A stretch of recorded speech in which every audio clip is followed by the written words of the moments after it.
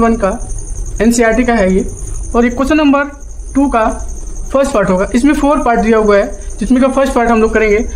पहले रीड करते हैं क्वेश्चन क्या है, देन आफ्टर क्वेश्चन को सॉल्व करेंगे। Represent the following situation in the form of quadratic equation. Situation के अकॉर्डिंग आपको क्वाड्रेटिक इक्वेशन बनाना है, ठीक है, ये बोल रहा है। आपको एक्चुअली में सॉल्व नहीं करना है, आपको क्वाड्रेटिक इक्वेशन बनाना है। क्वाड्रेटिक इक्वेशन के बिहाफ पे कैसे हम वैल्यू फाइंड आउट करते हैं, ये आपको बनाना है। क्लियर है माय डियर? तो क्वेश्चन क्या है, इसको रीड करते हैं हम लोग। आपको फर्स्ट लाइन ये दिख रहा होगा, the area of the rectangular plot is 528 metre square. ठीक है, एक रेक्टेंगुलर है, एक रेक्टेंगल है, ठीक है, जिसका एरिया कितना गिवन है, एरिया गिवन है यहाँ पे A equal to 528 metre square. Clear है? नेक्स्ट पढ़ते हैं हम लोग, क्या लिखा हुआ है, the length of the plot is 1 more than twice it breathe.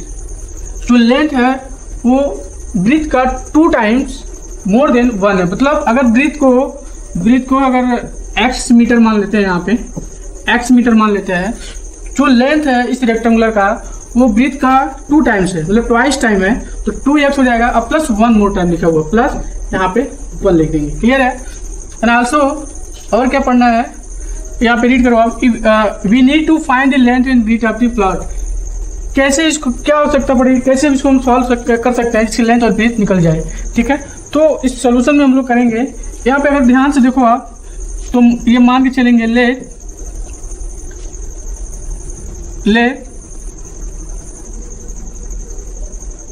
Breathe of plot. ठीक है, ब्रीथ ऑफ प्लॉट, प्लॉट क्या है, रेक्टेंगुलर है आपका, तो क्या मानेंगे, x मीटर। ठीक है, और लेंथ ऑफ प्लॉट क्या होगा, लेंथ ऑफ प्लॉट क्या होगा आपका, ठीक है, ब्रीथ का 2 टाइम प्लस 1 है, ये आपका गिवन ही है, 2x प्लस 1 मीटर। क्लियर है? ये आपका मीटर है, ये भी आपका मीटर है, बात का ध्यान रखना। ठीक है, रेक्टेंगुलर का ब्रीथ मान लिया, लेंथ मान लिया, और क्या गिवन है, एरिया ऑफ रेक्टेंगुलर गिवन है। तो एरिया ऑफ रेक्टेंगुलर कितना गिवन है, 528 मीटर स्क्वायर गिवन है। एरिया क्या होता है, L इंटू ब्रीथ होता है, L मीन्स 2x प्लस 1, यहाँ पे आप लिख लो 2x plus 1, okay, into breadth होता है, तो ब्रीथ कितना दिया हुआ यहाँ पे, x होगा, तो क्या मिलेगा आपको, इक्वल टू 528 ये मिलेगा। अब इसको मल्टीप्लाई कर दो तो क्या मिलेगा, 2x square plus x, okay, 528।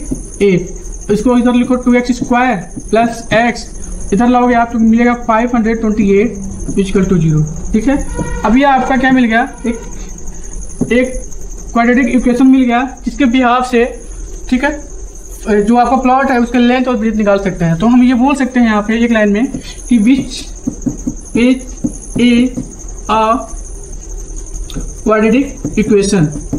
Clear है? एंड टू फाइंड, इससे हम क्या निकाल सकते हैं, and to find length and breadth of plot.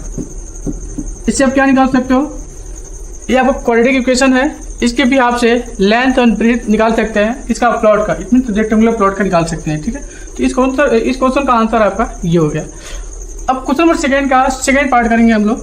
ठीक है, क्वेश्चन नंबर सेकंड है, जैसे आपको क्वेश्चन दिख रहा होगा, the product of 2 consecutive positive integer is 306, we need to find the integer.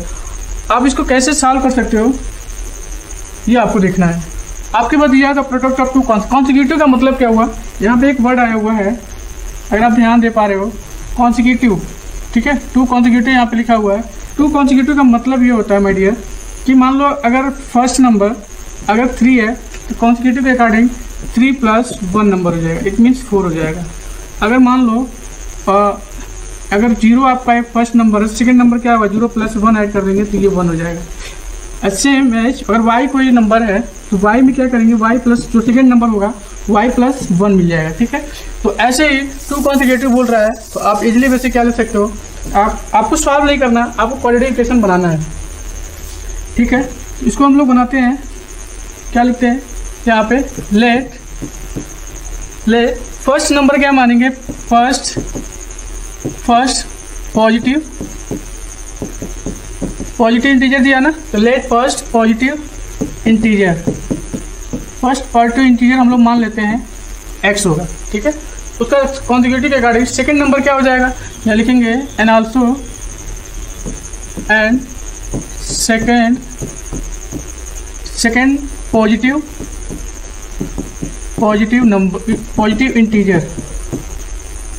Integer equal to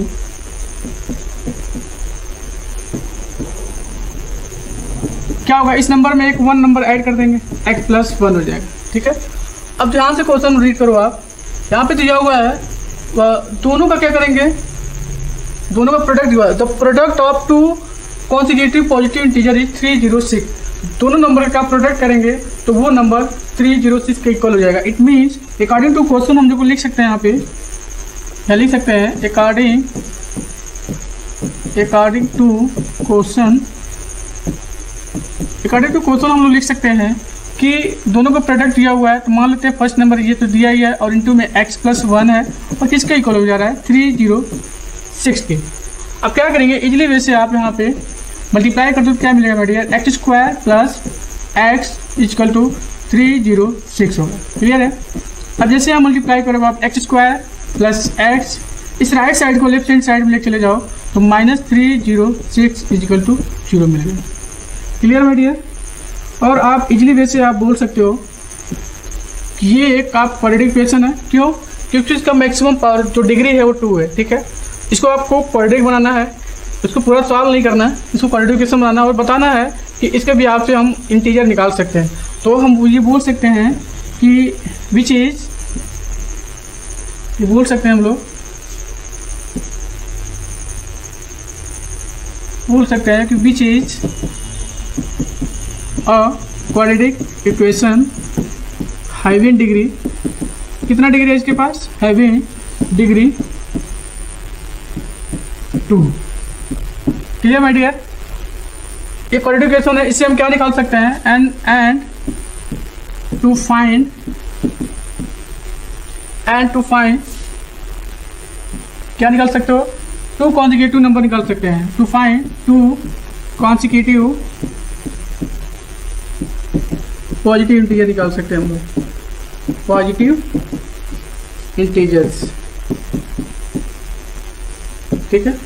यहाँ पे आप निकाल सकते हो, क्योंकि इसने बोला we need to find the integer, कैसे आप निकाल सकते हो, बस ये बता दो आप। क्वाड्रेटिक इक्वेशन दिखा दिया, इससे हमने बता दिया कि ये क्वाड्रेटिक इक्वेशन है और इसके बिहाफ से हम लोग 2 कॉन्जिक्यूटिव पॉजिटिव इंटीजर निकाल सकते हैं, क्लियर है माय डियर। चलते हैं क्वेश्चन नंबर 2 का थर्ड पार्ट करेंगे हम लोग। तो थर्ड पार्ट क्या है ये देखते हैं, स्क्रीन पे दिख रहा होगा आपको, क्वेश्चन नंबर 3 का सेकेंड का थर्ड पार्ट दिख रहा होगा कि Rohan's mother age 26 year, Rohan's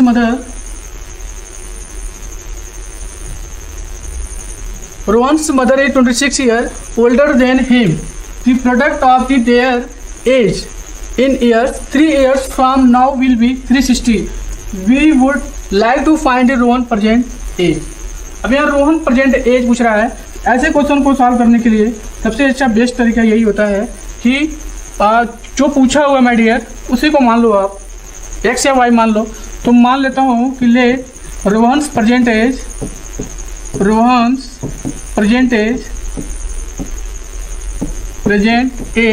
क्या मान लिया, प्रेजेंट एज मान लिया हम, x मान लिया, x ईयर मान लेंगे।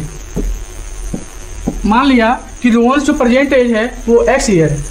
तो फर्स्ट लाइन पढ़ोगे आप, Rohan's mother age 26 year older than him. जो रोहन मदर का एज है, ठीक है, वो रोहन के 26 ईयर ज़्यादा है। इट मीन्स जो प्रेजेंट एज में अगर x ईयर अगर रोहन का है तो मदर कितना होगा, x + 26 ईयर हो जाएगा। तो मतलब रोहन मदर प्रेजेंट एज कितना हो जाएगा, रोहन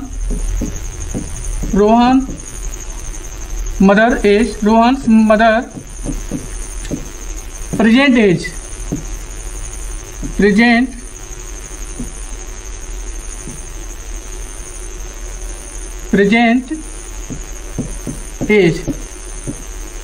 कितना हो जाएगा।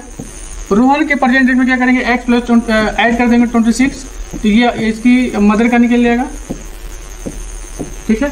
अब ये बोल रहा है अकॉर्डिंग टू क्वेश्चन, ये बोल रहा है कि अगर यहाँ पे आप ध्यान से पढ़ोगे तो product of age in year 3 year from now will be 360, 3 साल बाद। It means according to question हम बोल सकते हैं कि बोल रहा है आफ्टर 3 ईयर, आफ्टर 3 ईयर। जब भी हम प्रेजेंट डेट के आफ्टर मतलब आप फ्यूचर की बात कर रहा है तो उसमें क्या करते हैं, ऐड करते हैं। अगर बिफोर लिख रहा है इसका मतलब पहले की बात कर रहा है तो उसमें माइनस करते हैं। तो आफ्टर 3 ईयर रोहन का एज क्या हो जाएगा, रोहन का एज क्या हो जाएगा मेडियर, तो रोहन्स एज कितना हो जाएगा माय डियर। अब 3 साल आगे फ्यूचर में कितना हो जाएगा, तो हमने तो माना यहाँ पे x माना है, तो इसमें क्या हो जाएगा x प्लस 3 ईयर हो जाएगा 3 साल बाद, जाहिर सी बात है, ठीक है।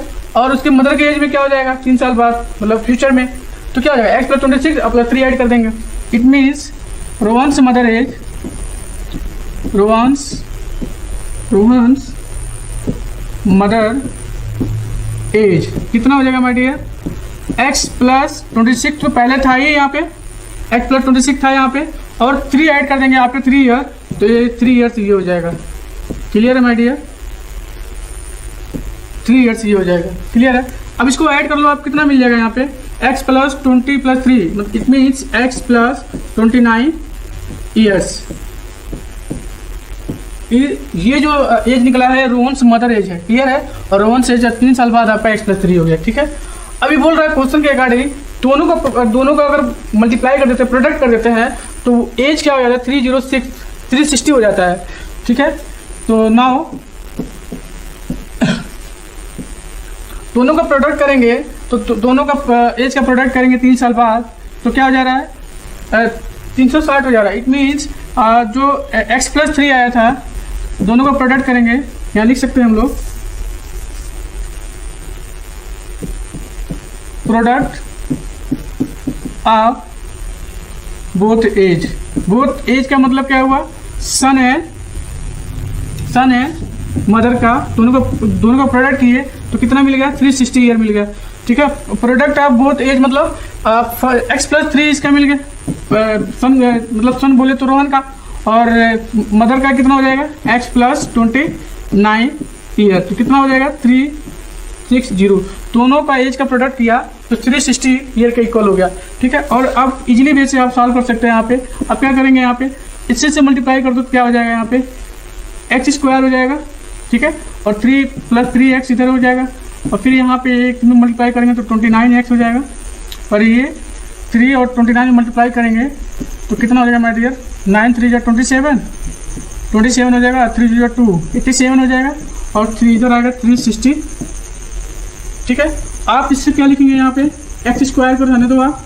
अब 29x और प्लस 3x कितना हो जाएगा प्लस 32x हो जाएगा माय डियर, 32x होगा।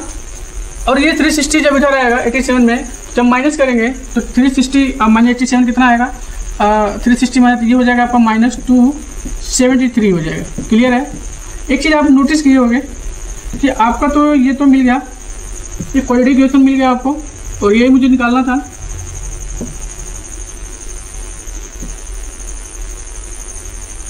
ठीक है। ये आपको निकालना था, क्वाड्रेटिक इक्वेशन आपका आ गया x square plus 32x minus 273 equal to 0 आ गया। ये क्वाड्रेटिक इक्वेशन है, क्यों है, क्योंकि मैक्सिमम पावर 2 है, मतलब इसका डिग्री 2 है। क्लियर है। इस क्वाड्रेटिक इक्वेशन के बिहाफ से हम लोग रोहन का एज और रोहन के मदर का एज फाइंड आउट कर सकते हैं। तो हम एक लाइन में लिख सकते हैं। एक लाइन में क्या लिखेंगे ये देख लो। इसके बाद क्या लिखेंगे यहाँ पे कि विच इज, एक मिनट यहाँ पे जगह आप लिख सकते हो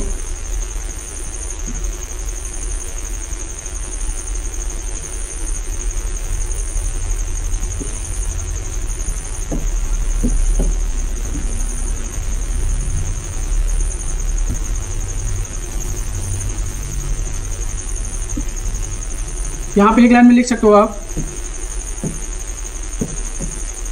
this is a quadratic equation and to find, क्या निकाल सकते हो आप, to find Rohan age and Rohan's mother age. And Rohan's mother age. Rohan's mother age ये हम निकाल सकते हैं। ठीक है, तो क्वेश्चन बहुत अच्छा था। इसके भी आपसे आप रोहन की एज निकाल सकते हैं क्वाड्रेटिक के अकॉर्डिंग, और रोहन्स मदर एज निकाल सकते हैं। क्लियर है? तो अब ये क्वेश्चन तो हो गया आपका। अब क्वेश्चन नंबर 2 का लास्ट क्वेश्चन होगा आपका, ये देखते हैं कैसे सॉल्व होगा आपको। क्लियर है मेडियर? तो क्वेश्चन नंबर 4 होगा आपका। क्वेश्चन नंबर 4 क्या है, पहले रीड करते हैं, देन आपका सॉल्व करेंगे। अ train travel a distance of 480 kilometre 480 kilometre at a uniform speed. अपने यूनिफॉर्म स्पीड से ट्रेन चल रहा है और उसका डिस्टेंस जो भी है वो 480 किलोमीटर है। क्लियर है? इफ द स्पीड हैज, यहाँ पे लिखा हुआ है, if the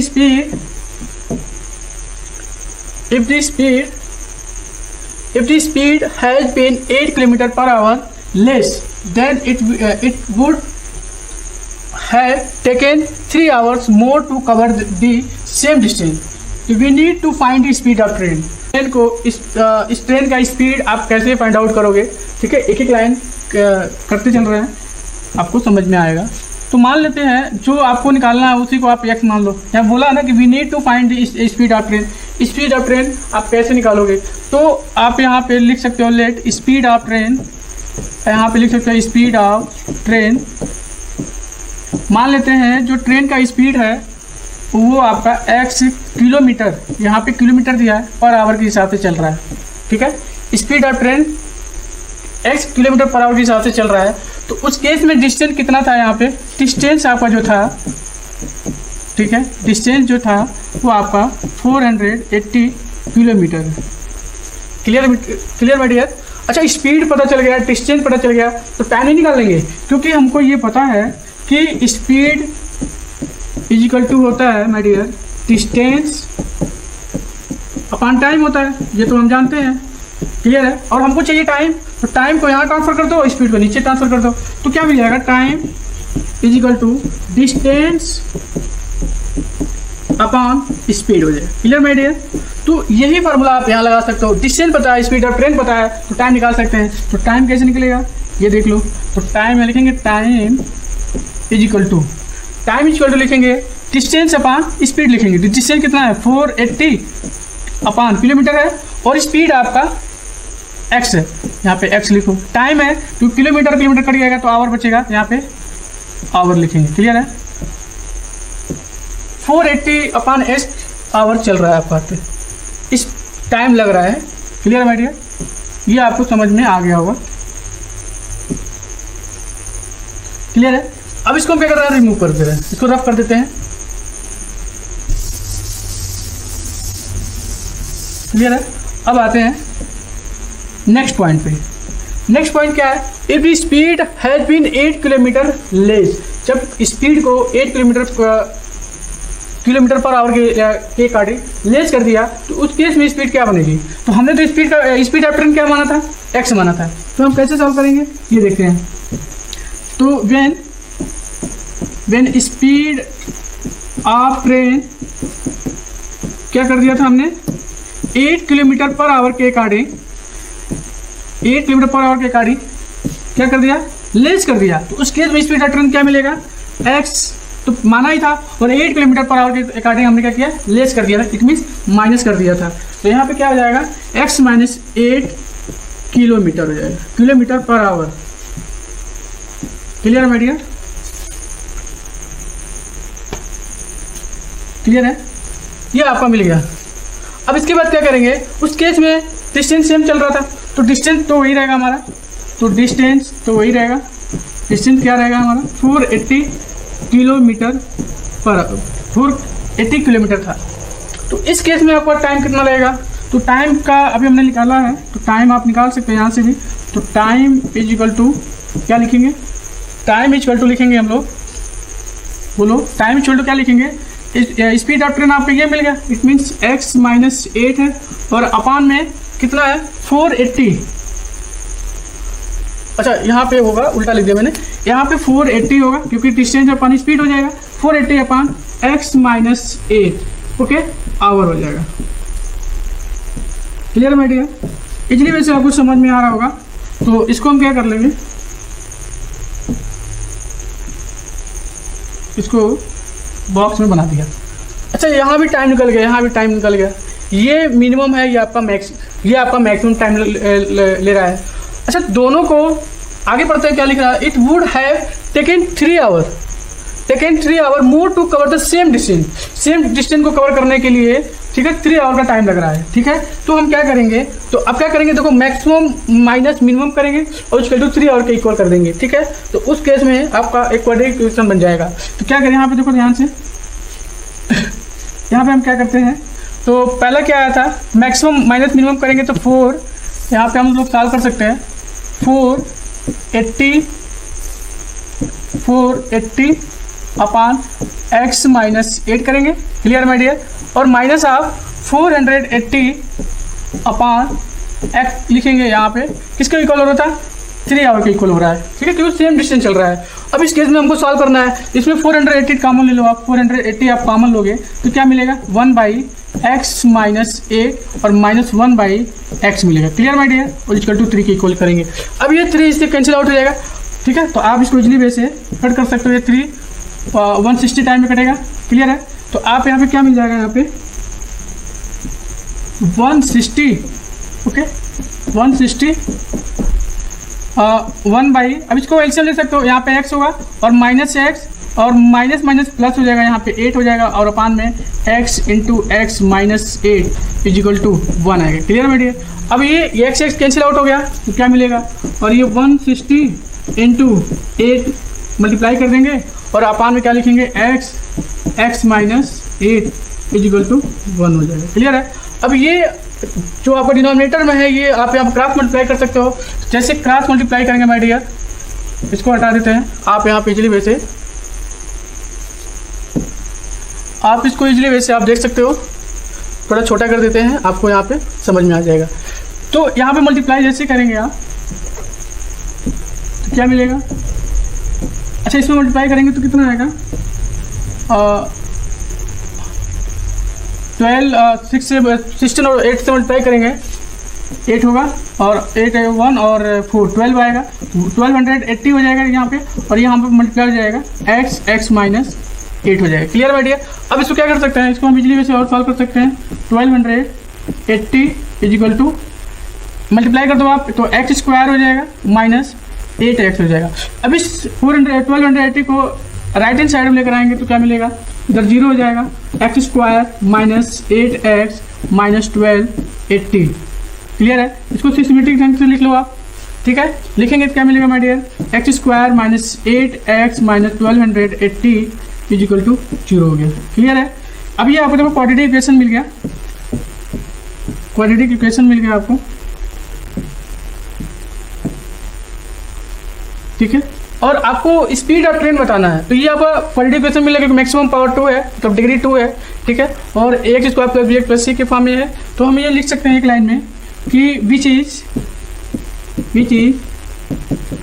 a quadratic equation and to find क्या हमने माना था, एक्स माना था speed of train, and to find पूछा भी यही था, and to find speed of train, ठीक है।